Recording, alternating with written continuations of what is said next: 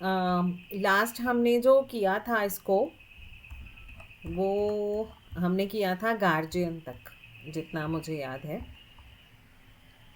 अब हाँ, ये define guardian and it's type, ये सब हमने किया था।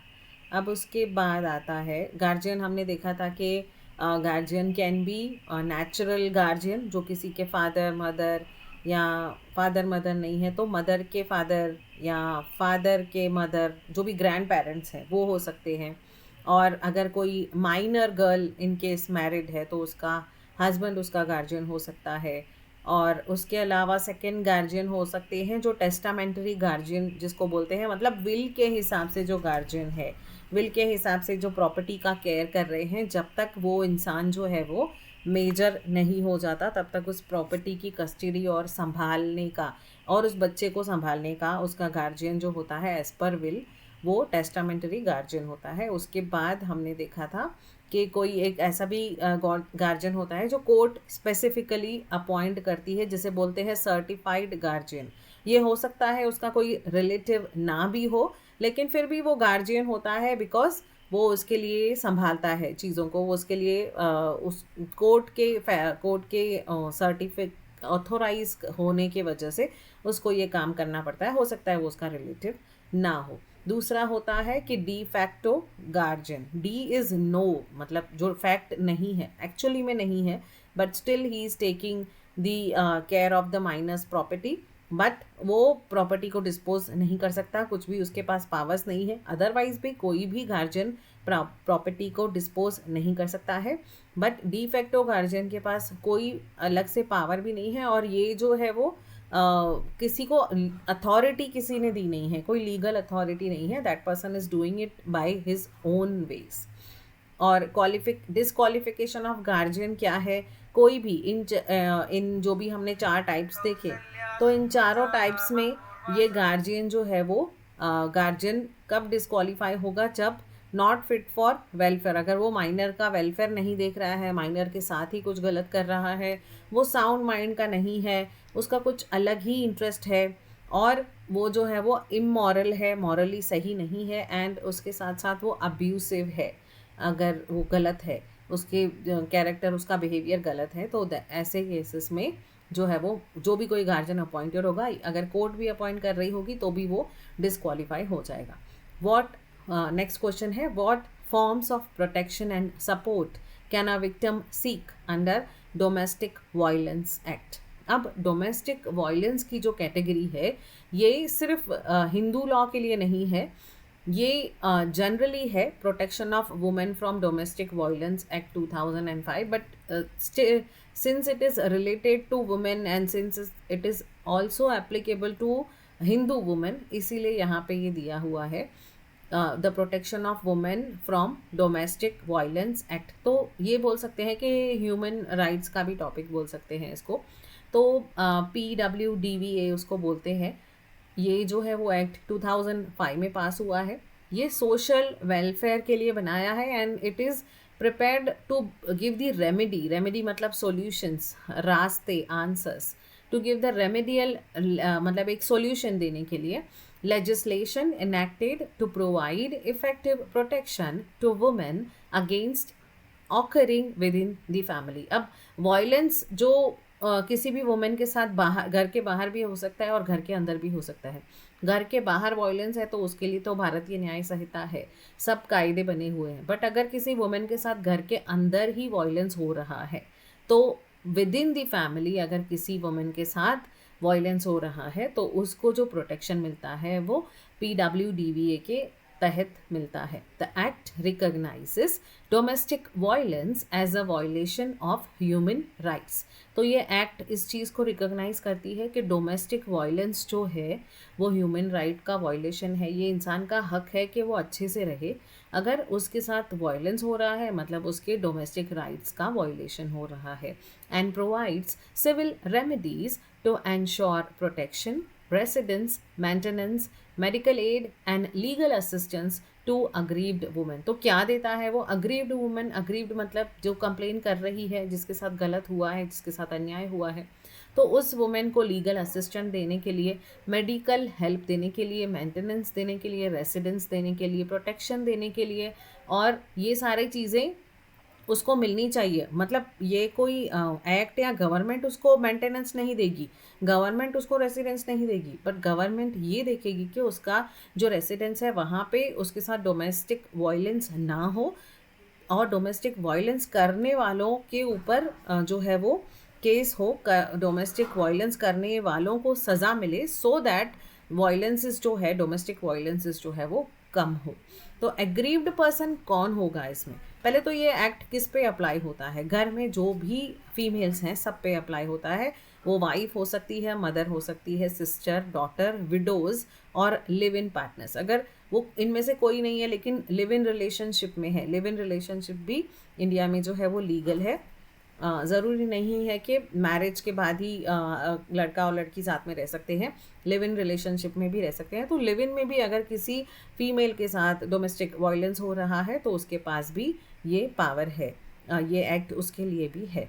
तो एग्रीव्ड पर्सन कौन होगा? एग्रीव्ड पर्सन वो होगा who is or has been in a domestic relationship. वो डोमेस्टिक रिलेशनशिप में है, मतलब डोमेस्टिकली वो किसी ना किसी घर में, डोमेस्टिक इन द सेंस के घर में वो किसी ना किसी रिलेशन में, किसी ना किसी रिलेटिव के साथ रह रही है, चाहे वो उसका भाई है, फादर है, कोई भी है, या ज़रूरी नहीं है कि डोमेस्टिक वायलेंस मेल ही फीमेल पर करेगा, कोई फीमेल भी फीमेल पर कर सकती है।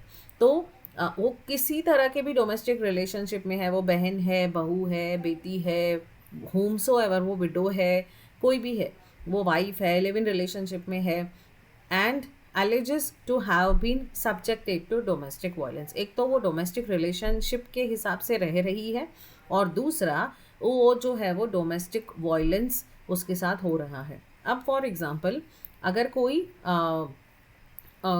लोग अगर ऐसे जो रहते हैं, क्या करते हैं लोग, एक फ्लैट में 3-4 फ्रेंड्स साथ में रह रहे हैं। अब अगर एक फ्लैट हायर कर रहे हैं, उसमें 2-3 लड़कियां हैं और एक लड़का है, या 2-3 लड़के हैं और एक लड़की है, हाउस ओएवर, अगर वो लोग पेइंग गेस्ट की तरह एक घर में रह रहे हैं, तो अगर वहाँ पर किसी फीमेल के साथ वायलेंस हो रहा है तो वो कंप्लेन ऑब्वियसली कर सकती है बीएनएस के अंडर। बट ये जो एक्ट है, protection of women from domestic violence act, उसके अगेंस्ट वो नहीं कर सकती है, क्योंकि पहली कंडीशन ये है कि वो डोमेस्टिक रिलेशनशिप में होनी चाहिए। अब यहाँ पे वो वाइफ नहीं है, मदर नहीं है, सिस्टर नहीं है, डॉटर नहीं है, विडो नहीं है, ना ही वो उन लोगों के साथ लिव इन रिलेशनशिप में है। वो एक पेइंग गेस्ट की तरह रह रही है, और वो आपस में पैसे का जो भी अंडरस्टैंडिंग होगा कि इतना शेयर भरेंगे, जो भी रेंट डिवाइड करके रह रहे होंगे वो होगा, या फिर वो लोग साथ में हॉस्टल में रह रहे होंगे, या व्हाट्सएवर। तो उसको डोमेस्टिक रिलेशनशिप में नहीं आ रहे हैं वो, भले ही डोमेस्टिक वायलेंस हो रहा है बट डोमेस्टिक रिलेशनशिप में नहीं आ रहे हैं, तो ये एक्ट उन पे अप्लाई नहीं होगा। उनके लिए दूसरा जो है वो कायदे हैं, दूसरे सेक्शंस हैं, उसके अगेंस्ट उसको कंप्लेन करनी है। तो यहाँ पर दो चीज़ें इंपॉर्टेंट है, एक तो डोमेस्टिक रिलेशनशिप और दूसरा डोमेस्टिक वायलेंस। अब किस चीज़ को डोमेस्टिक वायलेंस की कैटेगरी में हम लेकर आ सकते हैं? सेक्शन 3 ये बताता है कि what are the forms of domestic violence. One is physical abuse, अगर फिजिकली कोई किसी को मार रहा है, हार्म पहुंचा रहा है, चोट पहुंचा रहा है। Second is sexual abuse. उसके बाद है वर्बल और इमोशनल अब्यूज़, इमोशनली टॉर्चर कर रहा है, मुंह से गालियाँ बोल रहा है, किसी भी तरह का अब्यूज़ कर रहा है। और इकोनॉमिक अब्यूज़, किसी का पैसा लेके उसका शोषण कर रहा है कि उससे ही पैसे लेता जा रहा है इकोनॉमिकली, या फिर उसे दे ही नहीं रहा है पूरी तरह, उसको कुछ कोई चीज़ ही नहीं दे रहा है, एक पैसे भी नहीं दे रहा है। तो जो भी वायलेंस होगा इन चारों कैटेगरी में से किसी एक कैटेगरी में होगा। उसके बाद है forms of protection and support. क्या प्रोटेक्शन दे रही है ये एक्ट वुमेन को डोमेस्टिक वायलेंस के अगेंस्ट? तो एक तो है कि राइट टू प्रोटेक्शन ऑर्डर। एक तो आप कोर्ट में जाओगे क्यों? अभी अपने ही घर वाले हैं, आप ये तो नहीं चाहोगे कि वो लोग, ऑब्वियसली बहुत ज़्यादा केस सिचुएशन ख़राब हो गई तो आप चाहोगे कि वो जेल में जाएं, उनको कड़ी से कड़ी सज़ा मिले। लेकिन जनरल केसेस में क्या होता है कि वो ये चाहती है कि मुझे एक प्रोटेक्शन ऑर्डर मिले, मुझे ये लोग अभी मारे नहीं, क्योंकि रहना भी उसको उसी घर में है। और प्रैक्टिकली अगर इन चीज़ों को देखेंगे तो अगर कोई lady, for example general cases में ये होता है कि वो अपने ससुराल वालों पर डोमेस्टिक वायलेंस का केस करने के लिए जाती है, तो लोकल पुलिस स्टेशन में या कहीं भी अगर वो जाती है तो एक बार वो चली तो जाएगी, बट जब तक वो केस चलेगा तब तक तो उसे वहीं रहना है, उसी घर में रहना है, तो सिचुएशन और ख़राब हो जाती है। तो यहाँ पे पुलिस खुद उनको ये सलाह देती है कि आप आपस में एमिकेबली जो है वो सेटल कर लो चीज़ों को, समझाती है उनको, क्योंकि दोनों के लिए यही बेनिफिट होता है। वो अगर वापस जाएगी भी तो उसको रहना तो वही है। ऐसा तो नहीं है कि पुलिस में जाएगी और उसी दिन उसका केस जो है उसका डिसीजन आ जाएगा और उसी दिन उसको ऑर्डर मिल जाएगा कि चलो तुमको ये अलग घर लेके दे देंगे, ये लोग मेंटेनेंस दे देंगे। ऐसा तो कुछ होगा नहीं। तो ये एक्ट कैसे हेल्प करता है? ये एक्ट हेल्प करता है राइट टू प्रोटेक्शन ऑर्डर के हिसाब से सेक्शन 18 जो है वो देता है। मतलब कि उसमें मैजिस्ट्रेट जो होगा, जो कोर्ट का मैजिस्ट्रेट होगा, वो प्रोटेक्शन ऑर्डर पास करेगा प्रोहिबिटिंग द रेस्पोंडेंट, कि अगर इसके बाद मतलब एक तरह का उसको वार्निंग दिया जाता है या उसको प्रोहिबिट किया जाता है कि वो अब कोई भी ऐसा डोमेस्टिक वायलेंस एक्ट नहीं करेगा। तो यहाँ पे उसको कोई सज़ा नहीं दे रहा है, क्योंकि सज़ा दिया फॉर एग्जांपल तो ये लोग वापस उससे और खुन्नस रखेंगे और उससे बदला लेंगे कि तुमने कंप्लेन की या व्हाट्सोएवर जो भी किया। तो यहाँ पे क्या होता है कि मैजिस्ट्रेट जो है वो प्रोटेक्शन ऑर्डर पास करता है, जिससे वो प्रोहिबिट करता है जो भी रेस्पोंडेंट है, मतलब जिसके ऊपर केस किया गया है, क्योंकि डिपोनेंट जो है वो लिखता है, मतलब वो पिटीशन फाइल कर रहा होता है या केस जो भी बना रहा होता है, तो जिसके ऊपर केस बन रहा है वो रेस्पोंडेंट है, क्योंकि उसको रेस्पॉन्ड करना है, उसको रिप्लाई करना है। तो रेस्पोंडेंट को प्रोहिबिट करता है कि committing any act of domestic violence, और कोई भी ऐसा चीज़ जो वायलेंस को एड करे या वायलेंस को अबेट करे। अबेट करे मतलब सपोर्ट करे। वायलेंस को सपोर्ट करने वाली चीज़ें भी नहीं करे और वायलेंस को हेल्प करने वाली चीज़ें भी वो नहीं करेगा। वायलेंस तो नहीं करेगा, पर ऐसा भी नहीं करेगा कि वायलेंस जैसा हो। मतलब हो सकता है वो इकोनॉमिकल अब्यूज़ करे, सोशल अब्यूज़ करे, वर्बल अब्यूज़ करे, दूसरों के सामने इंसल्ट करे, या फिर इमोशनल अब्यूज़ करे। तो ऐसे चीज़ों में जो है उसके लिए कोर्ट उसे प्रोटेक्शन ऑर्डर देती है कि ऐसा उसको नहीं करना है। Entering the place of employment और स्कूल ऑफ एग्रीव्ड पर्सन, तो ऐसा फॉर एग्जांपल अग्रीव्ड पर्सन जो लेडी है वो टीचर है या फिर वो कहीं और ऑफिस में है, तो उसकी ऑफिस में जाके उसको उससे बात करे या उसके ऑफिस में जाके उसकी इंसल्ट करे, तो ऐसी चीज़ों के लिए भी घर में तो नहीं करेगा वो, क्योंकि कोर्ट ने प्रोटेक्शन ऑर्डर दिया है।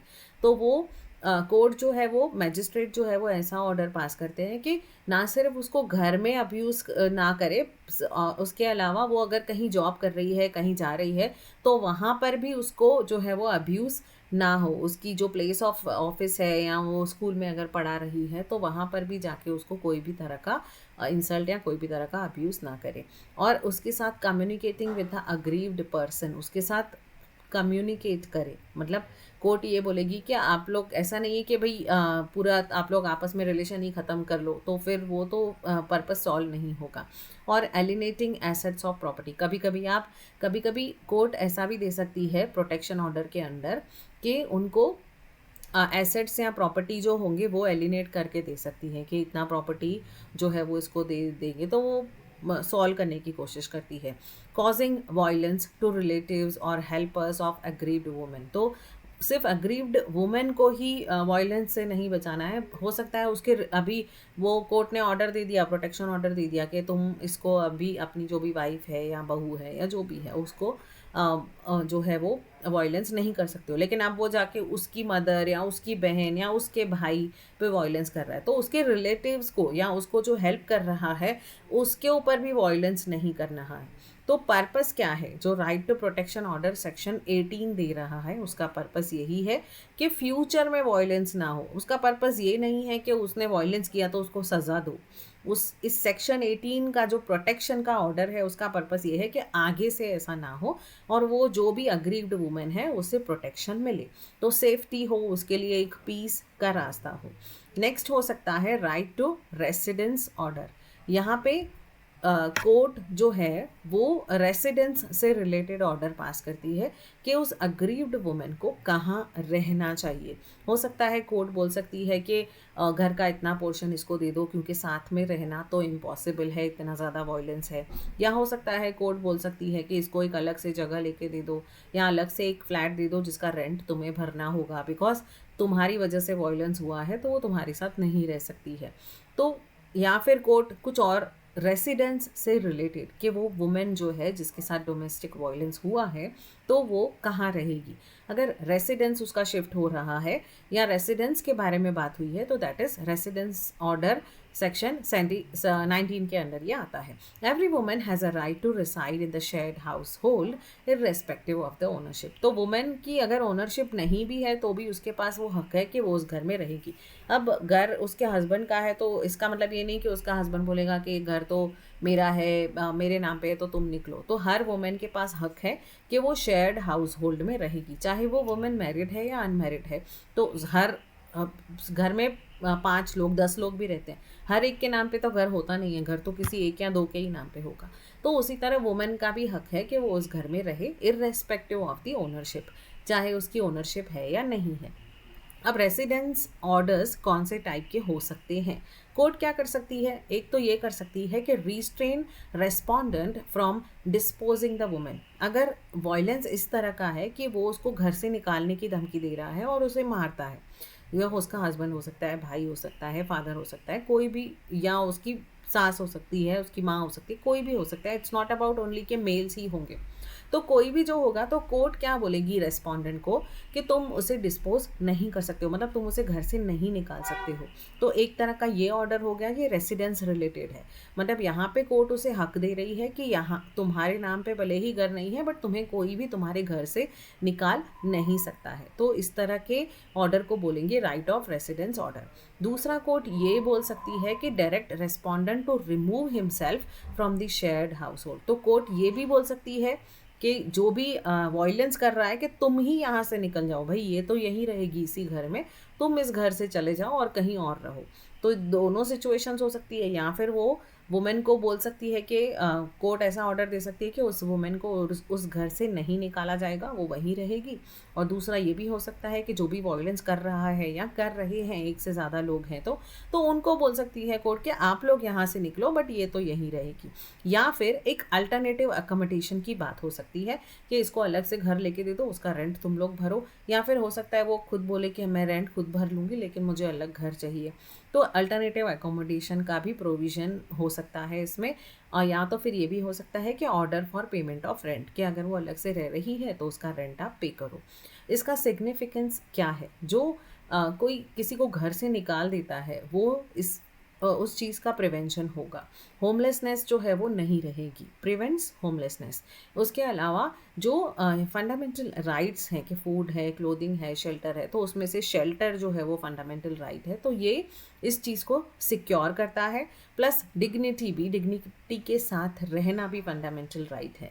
तो ये एक तरह से फंडामेंटल राइट्स को ही जो है वो प्रिवेंट करता है, सिक्योर करता है, right to residence order under section 19। अब तीसरा हो सकता है कि मॉनेटरी कोई रिलीफ दे कोर्ट।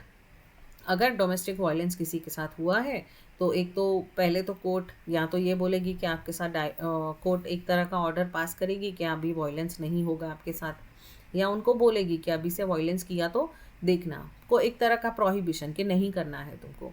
दूसरा हो सकता है कि उसका रेसिडेंस चेंज करे कोर्ट, या उसका रेसिडेंस ऐसा करे कि उसके साथ वायलेंस ही ना हो, मतलब that is related to resident orders. तीसरा हो सकता है कि उसे मॉनेटरी रिलीफ दे। तो मॉनेटरी रिलीफ जो है वो कॉम्पेंसेशन हो गया। मैजिस्ट्रेट ऑर्डर कर सकता है monetary relief to meet expenses incurred due to domestic violence. अब ये भी हो सकता है कि डोमेस्टिक वायलेंस की वजह से वो वुमेन जो है वो अर्निंग नहीं कर पाई, वो ऑफिस नहीं जा पाई, वो जो भी काम कर रही है उस काम में नहीं जा पाई बिकॉज उसको डिप्रेशन हुआ, वो बीमार हुई, या उसका मन नहीं लग रहा था, फॉर एनी रीज़न जो भी उसको लॉस हुआ है वो लॉस की भरपाई के लिए भी मॉनेटरी रिलीफ उसको दिया जा सकता है। उसके साथ साथ उसका मेडिकल एक्सपेंसेस हो सकता है, इस वजह से उसका बीपी शूट हो गया हो, उसको हाइपरटेंशन हो गया हो, या उसको कोई और बीमारी हो गई हो, कुछ भी हो सकता है मेडिकल एक्सपेंसेस। अगर वो वायलेंस से रिलेटेड है तो, डोमेस्टिक वायलेंस से रिलेटेड है तो वो भी कॉम्पेंसेट किए जा सकते हैं। और अगर उसकी प्रॉपर्टी डैमेज हुई है या फिर उसके जो बच्चे हैं, खुद है और उसके बच्चे हैं अगर, तो उनके लिए भी मेंटेनेंस, उनको जो भी मिलना चाहिए, तो ऐसी तरह का मॉनिटरी रिलीफ कोर्ट इस एक्ट के अंडर दे सकती है। तो हर बार मेंटेनेंस के लिए ज़रूरी नहीं है कि डिवोर्स का ही पिटीशन या मेंटेनेंस का ही पिटीशन फाइल किया जाए। ये डोमेस्टिक वायलेंस के वजह से अगर मेंटेनेंस का ये है तो इसके अंडर भी जो है वो केस फाइल किया जा सकता है, या हो सकता है कि दोनों के अंडर केस फाइल किया जा सकता है, तो ज़्यादा एप्लीकेबल सेक्शंस होंगे। तो यहाँ पर जो मेंटेनेंस रिलीफ प्रोवाइड करेगी कोर्ट वो सेक्शन 20 में आएंगे। यहाँ पे maintenance in addition to maintenance under CRPC और other laws can be interim or final. तो वो मेंटेनेंस तो मिलेगा ही, जैसे मैंने बताया कि अगर कोई CRPC से या अदर लॉस जो है उसके हिसाब से मेंटेनेंस अगर मिल रहा है वो तो मिल ही रहा है। फॉर एग्जांपल हिंदू जो डिवोर्स हिंदू मैरिज एक्ट के हिसाब से जो डिवोर्स के रूल्स होंगे उसके हिसाब से मेंटेनेंस मिल रहा है। लेकिन अगर वो डिवोर्स जो है उसमें डोमेस्टिक वायलेंस भी इंक्लूडेड है तो ये वाला रिलीफ भी मिल जाएगा। ये जो मेंटेनेंस वाला ये वाला जो एक्ट है, इसके एक्ट के अंडर सेक्शन 20 में मॉनिटरी रिलीफ के हिसाब से ये वाला मेंटेनेंस भी एडिशनली जो है वो मिल सकता है। और ये इंटरिम भी हो सकता है, फाइनल भी हो सकता है। मतलब ये इंटरिम भी ऑर्डर दे सकती है कोर्ट, क्यों अगर कोर्ट को लगेगा कि जब तक इस केस का फाइनल जजमेंट नहीं आ जाता है तब तक उसे मेंटेनेंस तो चाहिए, उनके बच्चों को खाना तो चाहिए, वो जो वाइफ है उसको कुछ मेंटेनेंस रेगुलर कुछ पैसे तो लगेंगे बेसिक, तो वो उस चीज़ों के लिए इंटरिम मेंटेनेंस का रिलीफ ऑर्डर अंडर सेक्शन 20 दे सकती है। और अगर केस सॉल्व हो जाता है और फाइनल मेंटेनेंस दे रही है तो वो फाइनल मेंटेनेंस होगा अंडर सेक्शन 20। उसके बाद कोर्ट ऐसे केसेस में डोमेस्टिक वायलेंस अगेंस्ट वुमेन वाले केस में कस्टडी ऑर्डर्स भी दे सकती है कि बच्चों की कस्टडी कहाँ होगी। कस्टडी तो सिर्फ बच्चों की ही होगी जो माइनर होंगे, बड़ों की कस्टडी की तो बात ही नहीं है, क्योंकि अगर कोई 18 ईयर्स प्लस है तो उसको वो कोई सामान नहीं है या वो कोई बच्चा नहीं है कि उसकी कस्टडी होगी, तो कस्टडी बच्चों की ही होगी। बट किसके पास कस्टडी होगी वो डोमेस्टिक वायलेंस का अगर केस है तो कोर्ट डिसाइड करेगी कि बच्चों के अच्छे के लिए वो कहाँ पे उनकी जो कस्टडी है किसके पास होनी चाहिए। तो magistrate may grant temporary custody of children to aggrieved women. तो बच्चों की जो कस्टडी है वो टेम्पररी, मतलब जब तक इसका ऑर्डर नहीं आ जाता, जब तक एक्चुअल सच पता नहीं चल सकता, तब तक जनरली जो है वो वुमेन ही बच्चों की कस्टडी लेती है और मिलती भी उसको है। और विजिटेशन राइट्स जो है वो भी मिल सकते हैं। हो सकता है कि अगर वुमेन कमा नहीं रही है या वो खुद नहीं चाहती कि बच्चे उसके साथ रहे या फॉर एनी अदर रीज़न, अगर कस्टडी बच्चों की जो है वो हस्बैंड को मिल रही है और हस्बैंड की फैमिली को मिल रही है, तो वुमेन जो है उसको हक है कि वो जाके विजिट कर सकती है, अपने बच्चों को जाके मिल सकती है, तो उसको बोलेंगे विजिटेशन राइट्स। तो कोर्ट इसमें बताती है कि एवरी संडे मिल सकते हैं, एवरी मंडे मिल सकते हैं, या एवरी संडे एंड वेडनेसडे मिल सकते हैं, कोई भी 2 दिन 3 दिन, डिपेंडिंग अपॉन कि उन्होंने क्या रिक्वेस्ट डाली है कोर्ट में, उस हिसाब से कोर्ट विजिटेशन राइट्स भी उनको जजमेंट दे सकती है अंडर कस्टडी ऑर्डर के ऑर्डर में। Respondent may be allowed visitation if it does not harm the child. अब ये भी हो सकता है कि पूरी जो कस्टडी है वो वुमेन के पास ही है। अब रेस्पोंडेंट जो है, जो हस्बैंड है, सपोज हम एग्जांपल ये लेते हैं कि हस्बैंड के ऊपर डोमेस्टिक वायलेंस का केस है। अब बच्चों की कस्टडी तो माँ को ही मिलेगी, क्योंकि जो फादर अगर जो हस्बैंड अगर अपनी वाइफ को मार सक रहा है तो वो बच्चों को भी मार सकता है। तो वायलेंस के डर से ही तो कोर्ट ने कस्टडी ऑर्डर दिया है कि बच्चे सेफ हों, बच्चों की कस्टडी सेफ हो। लेकिन उसको ऐसे वंचित भी नहीं रख सकते, क्योंकि बच्चे उसके हैं, तो वो बोलेगा कि मुझे मिलने तो दिया जाए। तो फॉर एग्जांपल उसे मिलने दिया जाता है एवरी संडे, बट वो फिर तो ही अलाउड होगा अगर उन्हें लगेगा, कोर्ट को लगेगा कि बच्चों को कोई हार्म नहीं होगा। अगर उसे लग रहा है कि बच्चों को हार्म हो रहा है, बच्चों को परेशानी हो सकती है या बच्चों को वो खतरा है उससे मिलने से, तो वो भी विजिटेशन राइट्स भी नहीं मिलेंगे। अल्टीमेटली इसका ऑब्जेक्टिव क्या है, पर्पस क्या है? ये है कि protect children from abusive environment. अगर अब्यूसिव एनवायरनमेंट है या ऐसा कोई भी एनवायरनमेंट है जो बच्चों के फ्यूचर को ख़राब कर सकता है, तो ऐसे चीज़ों से प्रोटेक्ट करने के लिए कस्टडी ऑर्डर्स अंडर सेक्शन 21 जो है वो प्रोवाइड किए जाते हैं। Compensation and damages. सेक्शन 22 ये बताता है कॉम्पेंसेशन ऑब्वियसली यहाँ पे बात मॉनिटरी रिलीफ की ही चल रही है, पैसे की ही बात चल रही है।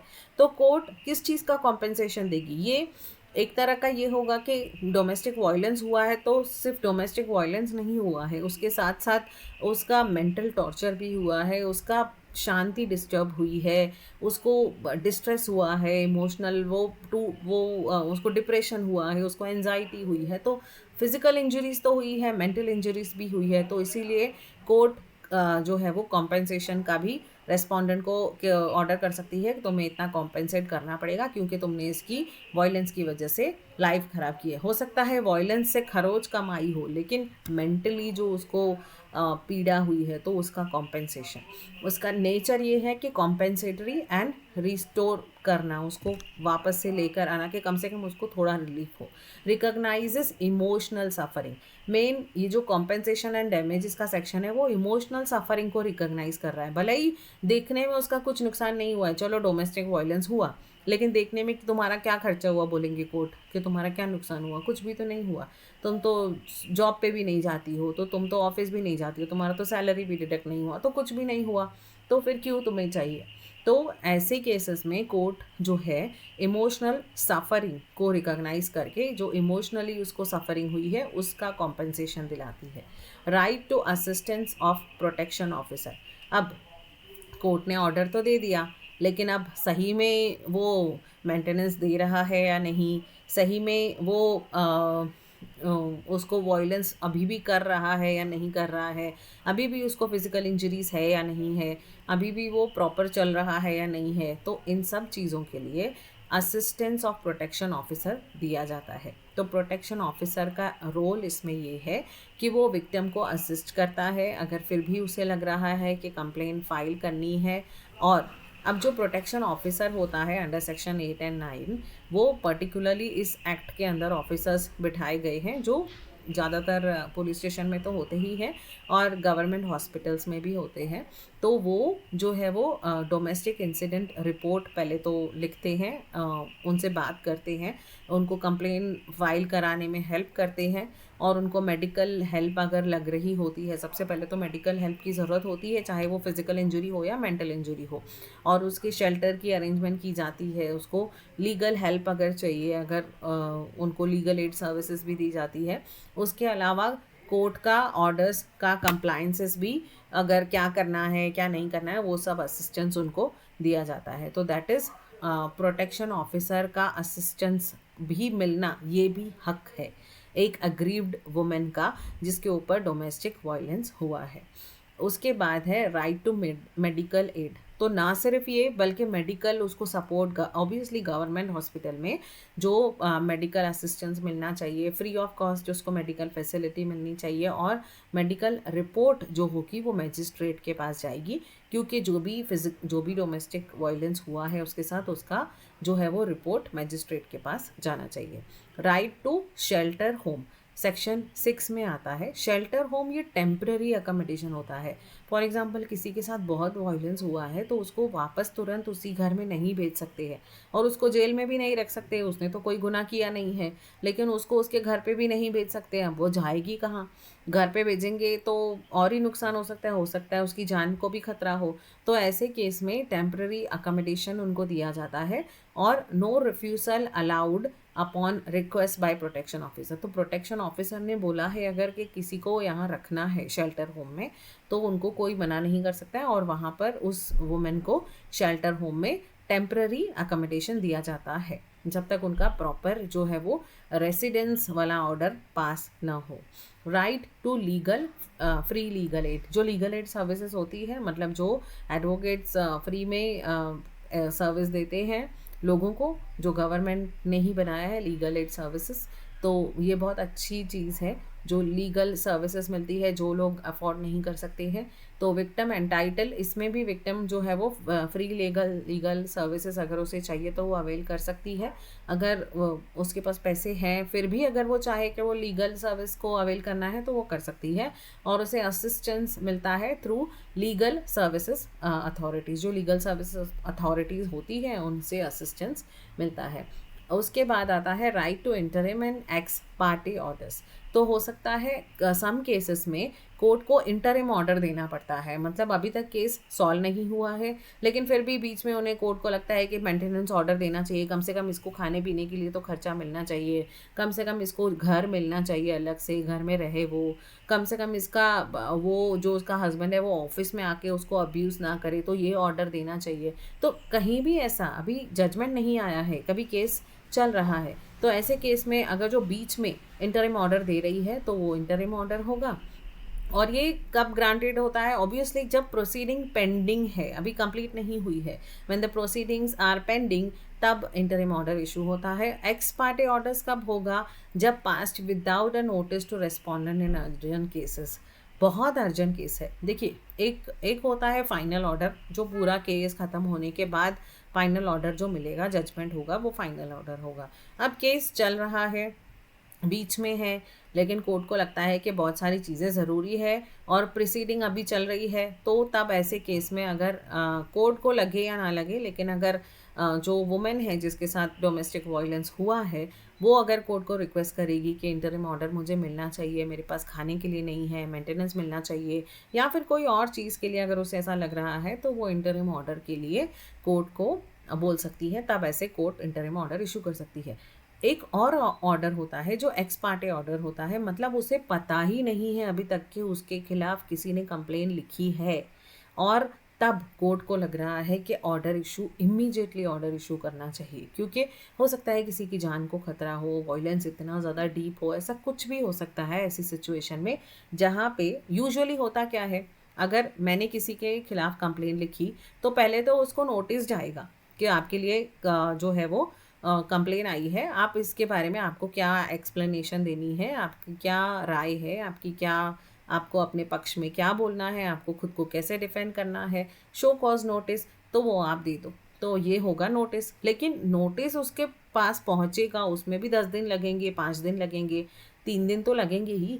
तो ऐसे सिचुएशन में उसके पहले अगर कोर्ट को ऑर्डर लेना है, तो ऑर्डर देना है, तो वो एक्स पार्टे ऑर्डर्स होगा। तो ये अर्जेंट केसेस में होगा, जबकि रेस्पोंडेंट को नोटिस भी नहीं गया है, उसको पता भी नहीं है कि उसके खिलाफ जो है वो उसकी वाइफ ने जाके केस किया हुआ है, और ऑब्वियसली उसने वायलेंस किया होगा तो ही वो जाके करेगी, बट कुछ कह नहीं सकते। बट एक्स पार्टे ऑर्डर्स तब होगा जब अर्जेंट केस में कोर्ट को लगेगा कि रेस्पोंडेंट को नोटिस देने से भी पहले उसके लिए ऑर्डर पास करना ज़रूरी है। पर्पस इसका यही है कि इमीडिएट रिलीफ मिलना चाहिए, चाहे वो इंटरिम ऑर्डर हो, चाहे वो एक्स पार्टे ऑर्डर्स हो। तो वो ये क्यों बनाया है सेक्शन 23 में कि इमीडिएटली रिलीफ मिले, सेफ्टी मिले, डिले ना हो, सेफ्टी के लिए, रिलीफ के लिए, जो बेसिक चीज़ें हैं उसके लिए डिले ना हो।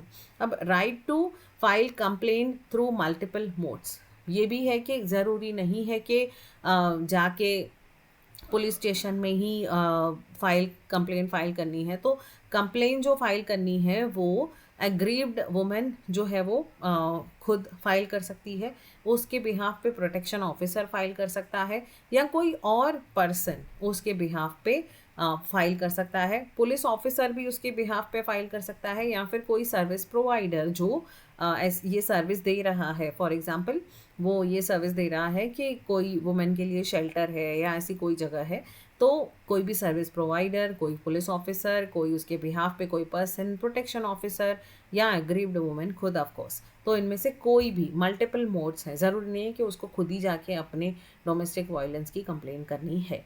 उसके बाद penal consequences for breach of orders. अब बात यह है कि कोर्ट ने तो ऑर्डर दे दिया कि मेंटेनेंस देना है, कोर्ट ने तो ऑर्डर दे दिया कि इसको अलग से रहने देना है और फिर तुम्हें रेंट भरनी है, या कोर्ट ने ऑर्डर सिंपली ये दे दिया कि आपसे वायलेंस नहीं होना चाहिए, लेकिन ऑर्डर फॉलो नहीं किया, तो क्या?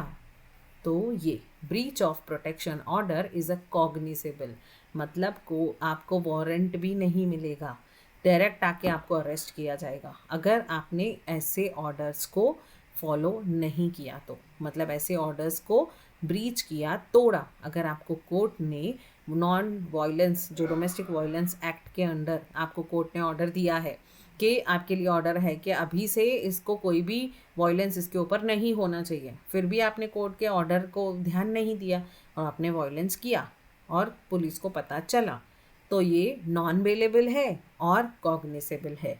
मत कॉग्निसेबल है मतलब वारंट की भी ज़रूरत नहीं है, डायरेक्ट आके आपको अरेस्ट कर सकती है पुलिस, और ऊपर से आपको बेल भी नहीं मिलेगी। तो ये पनिशेबल है, लेकिन कब तक? 1 ईयर तक इम्प्रिजनमेंट है। सिर्फ इसलिए अगर आपने कोर्ट का ऑर्डर ब्रीच किया, उसके आगे और सज़ा तो होगी वायलेंस की, सिर्फ ये कोर्ट का ऑर्डर ना मानने की सज़ा इतनी है। 1 ईयर का इम्प्रिजनमेंट और फाइन, या फिर इम्प्रिजनमेंट और फाइन दोनों। उसके बाद इम्पॉर्टेंट जुडिशल प्रोनाउंसमेंट कौन से हैं इसके? Indira Sharma versus VKV Sharma.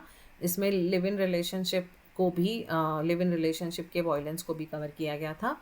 Hiral P Harsora versus Kusum Nauratam Das Harsora. Even women can be respondents. इस केस में कई ये पता चलता है कि ज़रूरी नहीं है कि हमेशा मेल ही वॉयलेंस करेगा फीमेल के ऊपर, फीमेल भी फीमेल के ऊपर वॉयलेंस कर सकती है। तो एक फीमेल ने दूसरी फीमेल के ऊपर वॉयलेंस किया तो भी वो इसी एक्ट में आएगा। SR Batra versus Taruna Batra, interpreted concept of shared house hold. अब ये एकमात्र ऐसा केस है जहाँ पे एक ही घर में लोग रह रहे थे, शेयर्ड हाउस होल्ड है, तो भी इस केस को डोमेस्टिक वायलेंस में लिया गया, जबकि वो वाइफ नहीं है, बहन नहीं है, मदर नहीं है, विडो नहीं है, लिव इन रिलेशनशिप में भी नहीं है, लेकिन एक घर में रह रहे हैं, शेयर्ड हाउस होल्ड है। तो इस कंसेप्ट को भी इंक्लूड किया गया है इस पर्टिकुलर केस में। तो मैंने जो स्टार्टिंग में एग्जाम्पल बताया, तो वो एग्जाम्पल भी इसमें कवर हो रहा है अगर आप इस केस का रेफरेंस देंगे तो। यूजुअली क्या है कि डेफिनेशन के हिसाब से तो वो पहले तो इन सब रिलेटिव में से डोमेस्टिक रिलेशन में होनी चाहिए, उसके साथ डोमेस्टिक वायलेंस हुआ होगा तो ही इसके एक्ट के अंडर आएगा। बट यहाँ पे डोमेस्टिक वायलेंस तो हुआ होगा, बट ये है कि उन रिलेशन, डोमेस्टिक रिलेशन में नहीं है, सिर्फ शेयर्ड घर में रह रहे हैं, तो ऐसे केस को भी इस एक्ट ने कवर किया हुआ है।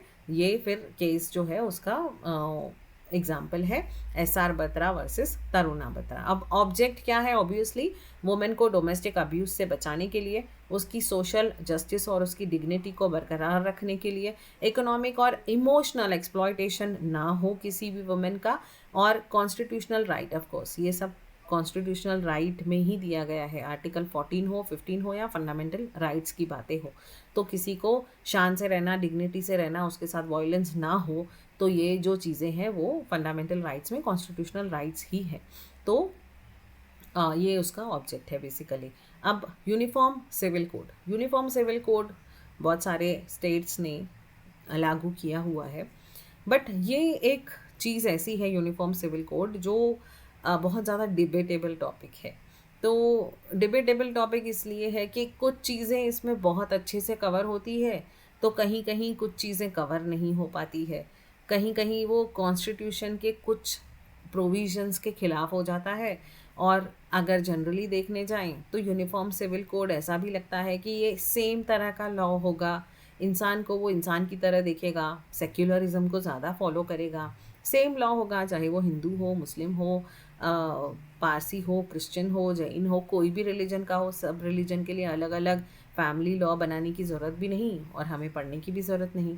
तो एक ही सिविल कोड होगा, यूनिफॉर्म सिविल कोड होगा, जहाँ पे सब लोगों को एक सरीका ही देखा जाएगा, सबके लिए सेम लॉ होगा, और जो है वो कोई माइनॉरिटी नहीं होगी, कोई किसी को स्पेशल ट्रीटमेंट भी नहीं होगी, किसी को प्रिविलेज ट्रीटमेंट भी नहीं होगी, किसी के साथ अन्याय भी नहीं होगा, सेक्युलरिज्म होगा। बट इसको फॉलो करना उतना ही मुश्किल है। उसमें बहुत सारी चीज़ें ऐसी है जहाँ पर फिर ये भी बोल सकते हैं कि इतने सालों तक अगर किसी के साथ अन्याय हुआ है, तो फिर अगर वो सेम सबके लिए सेम चीज़ें होगी तो उनको न्याय कैसे मिलेगा?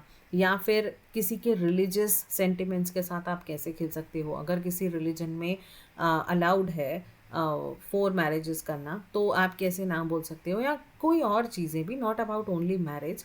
तो यूनिफॉर्म सिविल कोड जो है वो सबको एक ही जगह पे आके रख लेता है।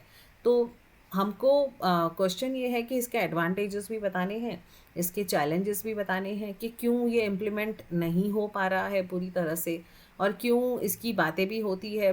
कुछ स्टेट्स ने उसको कोशिश की है उसको इम्प्लीमेंट करने की, तो क्वेश्चन ये है कि write a note on uniform civil code and uniform civil code की ज़रूरत क्या है.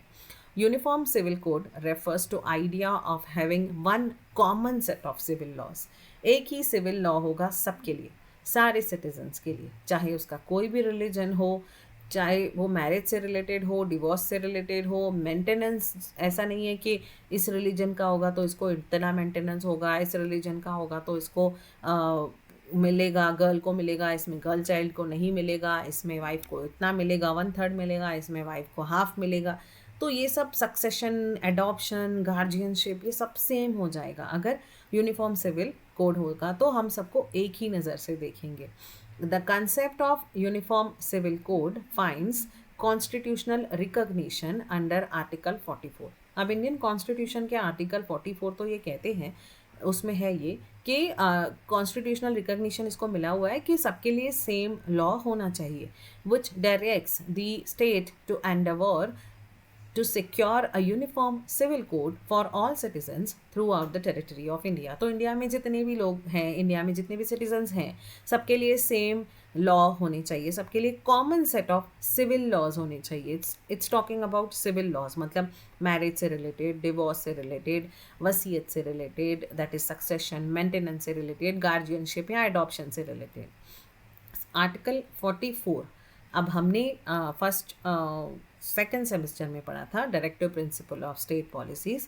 तो directive principle of state policies guidelines होते हैं, ये मैंडेटरी नहीं होते हैं, बट ये गाइडलाइंस हैं, फॉलो किए जाने चाहिए.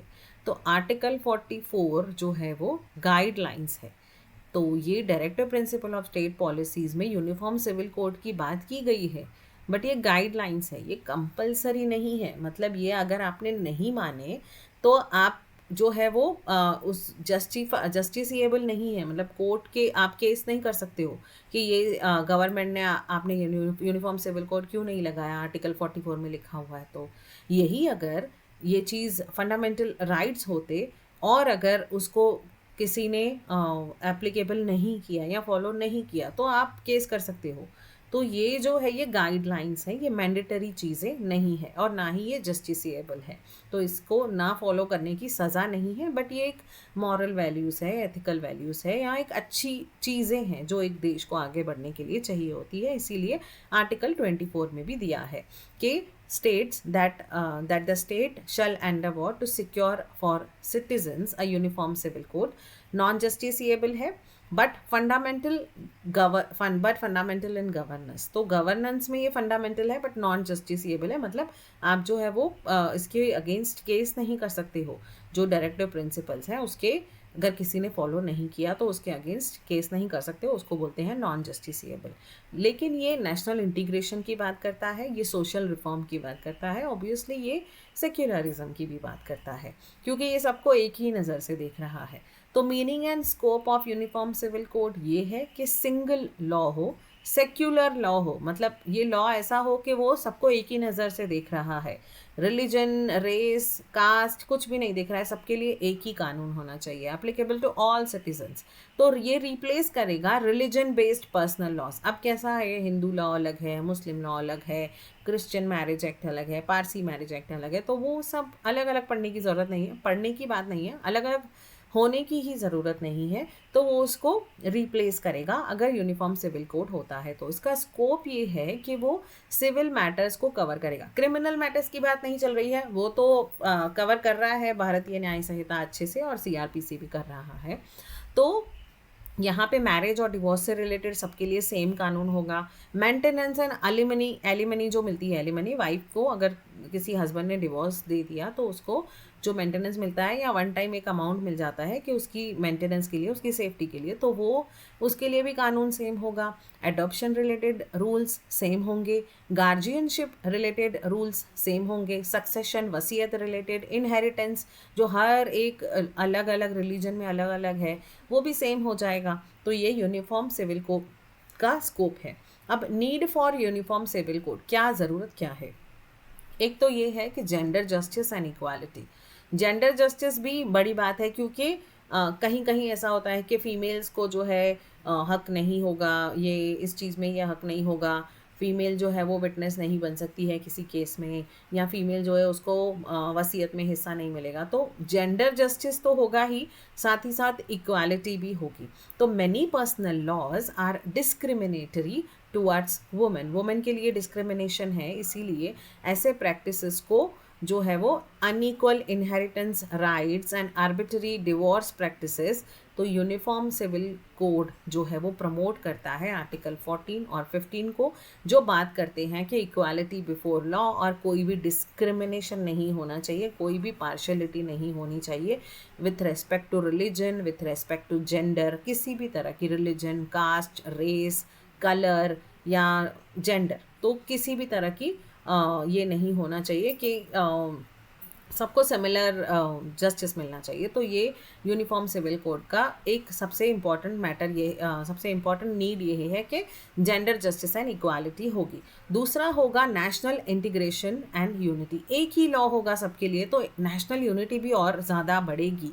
एंड रिड्यूस होगा लोगों का रिलीजन के हिसाब से डिवीजन। कोई बोलेगा नहीं नहीं अभी हमारा कानून है, अभी हमारा लॉ चल रहा है, अभी हमारा लॉ के हिसाब से हम हमारा देख लेंगे, आपको देखने की ज़रूरत नहीं है, हमारा कानून तो अलग है, हमारे में ऐसा होता है, हमारे में ऐसा होता है। तो वैसी बातें ही नहीं होगी, वो स्ट्रेंथ करेगा नेशनल यूनिटी को। और जो इंस्टीट्यूशन कॉन्स्टिट्यूशन का सच्चा कैरेक्टर है कि जो है सेक्युलर होना चाहिए, उसको दर्शाएगा और उसको री एनफोर्स करेगा, उसको री इंस्टेट करेगा, सेक्युलरिज्म को बढ़ावा देगा, जो कॉन्स्टिट्यूशन का महत्व भी है, कॉन्स्टिट्यूशन का ऑब्जेक्टिव भी है। उसके अलावा लॉज सिंप्लीफाइड हो जाएंगे, अलग अलग लॉ, अलग अलग सेक्शन, अलग अलग चीज़ें, इतना सब कुछ देखने की ज़रूरत नहीं है। अगर वो इंडियन है, एक ही कानून उसको फॉलो होगा। तो सिंप्लीफिकेशन ऑफ लॉ हो जाएगा, because multiple personal laws create confusion and complexity. And uniform civil code जो है वो क्लियरिटी आएगी, सर्टनिटी आएगी और यूनिफॉर्मिटी भी आएगी ऑफ कोर्स। और कोर्ट्स के लिए भी ईजियर हो जाएगा इंटरप्रिटेट करना एंड एनफोर्स करना, इरेस्पेक्टिव ऑफ द रिलीजन, कोई भी होने दो। कोई बोलेगा हस्बैंड ये रिलीजन का है, वाइफ ये रिलीजन की है, फिर उनका ये देखो वो देखो, वो कुछ देखने की ज़रूरत नहीं पड़ेगी, प्रॉपर सबके लिए कॉमन यूनिफॉर्म सिविल कोड होगा। उसके अलावा प्रोटेक्शन ऑफ इंडिविजुअल राइट्स, हर इंसान के इंडिविजुअल राइट्स हैं, चाहे उसका जेंडर कोई भी है, मेल फीमेल है या अदर भी है तो भी। तो personal laws often prioritize religious norms over individual dignity, तो इंडिविजुअल डिग्निटी को ज़्यादा इंपॉर्टेंट दिया गया है रिलीजन से भी ऊपर। तो uniform civil codes emphasize individual rights over group identity. कोई बोलेगा हमारी ग्रुप आइडेंटिटी ये है, हमारा पर्टिकुलर ये रिलीजन है, तो उस रिलीजन का हमारा ये होता है, हमारे में ये होता है, मतलब टॉकिंग अबाउट दी लॉ, अगर फैमिली लॉ की बात करें तो वो इंडिविजुअल डिग्निटी को ज़्यादा नॉर्म्स देगा, इंडिविजुअल को इंडिविजुअल की तरह देखेगा, उसको एक कम्युनिटी या एक समुदाय की तरह नहीं देखेगा। यह आर्टिकल 21 के साथ अलाइन करता है क्या, यूनिफॉर्म सिविल कोड। आर्टिकल 21 कहता है कि right to life and dignity, fundamental right है कि सबको अपनी लाइफ को अपने हिसाब से जीने का हक है और डिग्निटी से जीने का हक है। तो इसीलिए किसी भी इंसान को as a group, as a community, as a religion नहीं देखा जाएगा, उसे एज अ इंडिविजुअल देखा जाएगा। Modernisation and social reform, many personal laws are based on ancient customs, तो बहुत पुराने कस्टम्स के हिसाब से पर्सनल लॉज चले आ रहे हैं, चलते आ रहे हैं, पुरानी जो ट्रेडिशन है उसके हिसाब से चलते आ रहे हैं। लेकिन यूनिफॉर्म सिविल कोड क्या करेगा, modern constitutional laws, modern values जो अभी का रिक्वायरमेंट है, नीड ऑफ एन आवर है, जिसको चेंज की ज़रूरत है, तो वो यूनिफॉर्म सिविल कोड लेके आ सकता है, क्योंकि ऑब्वियसली वो नया आएगा और नया बनेगा और नया होगा, जो आज को देख के बनाया गया है। रिडक्शन ऑफ लीगल कॉन्फ्लिक्ट्स, इसमें लीगल कॉन्फ्लिक्ट्स भी कम होंगे, बिकॉज कॉन्फ्लिक्टिंग पर्सनल लॉज जो है उसके लिटिगेशंस अलग होंगे, तो उसके लिए कॉन्ट्राडिक्शन कम हो जाएगा। मतलब फॉर एग्ज़ाम्पल आपके सामने कोई वकील है, उनको पर्सनल लॉ, उनका इतना एक्सपीरियंस नहीं है किसी पर्टिकुलर पर्सनल फैमिली लॉ के हिसाब से, तो वहाँ पे कॉन्ट्राडिक्शन हो सकती है, इनकन्सिस्टेंसी आ सकती है। सबको इक्वल रेमेडी मिलेगी क्योंकि यूनिफॉर्म लॉ होगा, तो वो एक बेनिफिट है। अब इसके एडवांटेजेस क्या है, ऑफ कोर्स ये सब जो हमने चीज़ें पढ़े, उसके मेन ऑब्जेक्टिव्स पढ़े, वो सभी उसके एडवांटेजेस हैं। एक तो ये है कि इक्वालिटी बिफोर लॉ होगी, सारे सिटीजन्स को एक ही नज़र से देखा जाएगा, सबके लिए सेम सिविल लॉज होंगे, चाहे उसका रिलीजन कोई भी हो, कास्ट कोई भी हो, जेंडर कोई भी हो। और रूल ऑफ लॉ जो है वो स्ट्रेंथन होगा। और वुमेन का एम्पावरमेंट होगा क्योंकि इक्वल राइट्स होंगे। कोई भी रिलीजन की वुमेन हो, मैरिज से रिलेटेड, डिवोर्स से रिलेटेड, एलिमनी से रिलेटेड, मेंटेनेंस से रिलेटेड, प्रॉपर्टी से रिलेटेड। और जो पैट्रियार्कल प्रैक्टिसेस है, पैट्रियार्कल हमने पढ़ा था फर्स्ट डे पे जब हम हिंदू लॉ पढ़ रहे थे कि पैट्रियार्की मतलब मेल डोमिनेंस जहाँ होता है, तो पैट्रियार्कल जो है प्रैक्टिसेस को भी रिमूव करेगा, वुमेन को एम्पावरमेंट मिलेगा, यूनिफॉर्म सिविल कोड होगा। तो सेक्युलरिज्म इन ट्रू सेंस, सच्चे सेंस में सेक्युलरिज्म तभी आएगा जब यूनिफॉर्म सिविल कोड होगा। मतलब यहाँ पे कोई रिलीजन अलग नहीं है, कन्फाइंड नहीं है कोई रिलीजन के, एक ही पर्सनल बिलीफ है, नॉट लीगल राइट्स। तो लीगल राइट्स को ज़्यादा इंपॉर्टेंस दिया जाएगा अगर यूनिफॉर्म सिविल कोड है। तो लीगल यूनिफॉर्मिटी एंड सर्टनिटी, इसमें clear and predictable legal framework है, क्लियर है और पता है कि क्या फ्रेमवर्क होगा, और जुडिशियल बर्डन भी कम हो जाता है एंड जजमेंट्स में कंसिस्टेंसी आएगी बिकॉज सबके लिए सेम कानून है। नेशनल कोहेशन की भी बात है कि सिविक कॉमन आइडेंटिटी बनेगी अगर यूनिफॉर्म सिविल कोड आता है, और कम्युनल अननेसेसरीली कम्युनल डिविजन्स नहीं होंगे कि ये हमारी ये कम्युनिटी, हमारी वो कम्युनिटी ना देखकर लोग जो है वो नेशनलिटी देखेंगे, तो वो जो है स्ट्रेंथ होगा, यूनिटी बढ़ेगी। अब चैलेंजेस क्या है, ये तो हमने इंपॉर्टेंस देखे, ऑब्जेक्टिव्स देखे क्या है, तो इसको इम्प्लीमेंट करने के लिए चैलेंजेस क्या आ रहे हैं। अगर इतना सब अच्छा है तो क्यों नहीं इम्प्लीमेंट किया जा रहा है, क्यों नहीं इनको गाइडलाइंस को, directive principle of state policies article 44 के हिसाब से जो दिए हैं उसको क्यों उठा के नहीं एक्ट बना देते हैं, क्यों इन चीज़ों को इम्प्लीमेंट नहीं कर रहे हैं। तो क्या चैलेंजेस आ रहे हैं, एक तो इंडिया जो है वहाँ पे इंडिया में बहुत सारे अलग अलग रिलीजन्स फॉलो होते हैं, अलग अलग कल्चर फॉलो होते हैं, और कल्चर की डाइवर्सिटी ही तो इंडिया की खूबी है या इंडिया की खुशबू है कि अलग अलग रिलीजन है, अलग अलग कल्चर है, तो उसको रिटेन भी तो करना है। ऐसा तो नहीं है कि ये ख़त्म हो जाए, रिलीजन्स ख़त्म, उनकी भाषा ख़त्म हो जाए, हर एक रिलीजन का अलग एक अपना कस्टम है, अपना ट्रेडिशन है, अपना रिलीजन है। तो ये इंडिया जो है वो बहुत ज़्यादा प्लूरल है, सिंगुलर नहीं है। ऐसा नहीं है किसी और देश की तरह के एक ही ज़्यादातर एक ही कम्युनिटी, एक ही रिलीजन के लोग होंगे। तो इंडिया में, इंडिया की ब्यूटी ही यही है कि डिफरेंट रिलीजन्स हैं, डिफरेंट कल्चरल बहुत सारी डाइवर्सिटीज़ हैं, तो प्लूरल है, ये एक सिंगुलर नहीं है। Personal laws deeply connected to religious belief, तो पर्सनल लॉज तो रिलीजियस बिलीफ के हिसाब से कनेक्टेड हैं, इसीलिए कल्चरल आइडेंटिटी का फियर एक बहुत बड़ा फियर है एक ऐसे कंट्री के लिए जहाँ पे इतनी विभिन्नता है, जहाँ पे इतनी डाइवर्सिटी है।